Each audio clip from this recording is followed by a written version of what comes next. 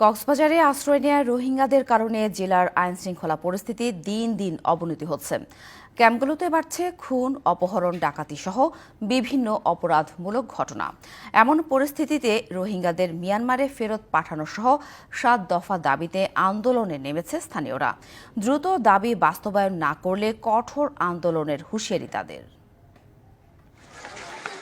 কক্সবাজারের উখিয়া ও টেকনাফের ৩৩টি ক্যাম্পে বসবাস করছেন ১২ লাখের বেশি রোহিঙ্গা। এর মধ্যে ২০১৭ সালের ২৫শে আগস্টের পর এসেছে অন্তত ৮ লাখ।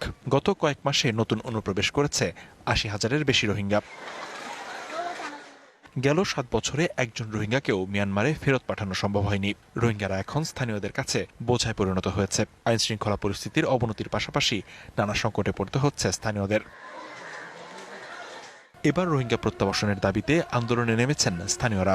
সীমান্তে নিরাপত্তা জোরদার ও অনুপ্রবেশ বন্ধের দাবিও তাদের। ক্যাম্পের ভিতরে ন্যূনতম যারা এখানে চাকরি করে স্থানীয়রা তাদেরকেও হুমকি ধমক দিয়ে রাখে। বাংলাদেশ থেকে ৩০টা ক্যাম্পের মধ্যে যারা এই রোহিঙ্গা আছে তাদেরকে অতি দ্রুত যাতে মিয়ানমারে ফেরত পাঠানো হয়। মজুরি শ্রম বাজারটা নষ্ট করে দিচ্ছে তারা। ডেলি কাজ করে আমাদের থেকে টাকাটাও তারা নিয়ে যাচ্ছে। আমাদের এই যে গ্রামে গঞ্জে শ্রমিকরা ছিল তারাও তাদের জন্য কাজ পাচ্ছে না।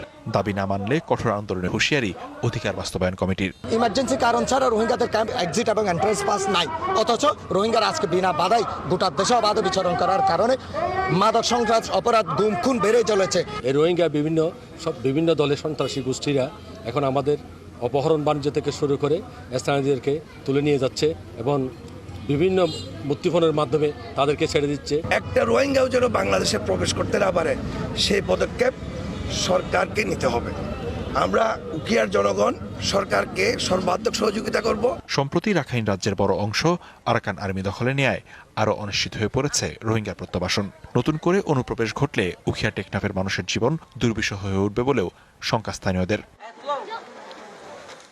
DBC news desk.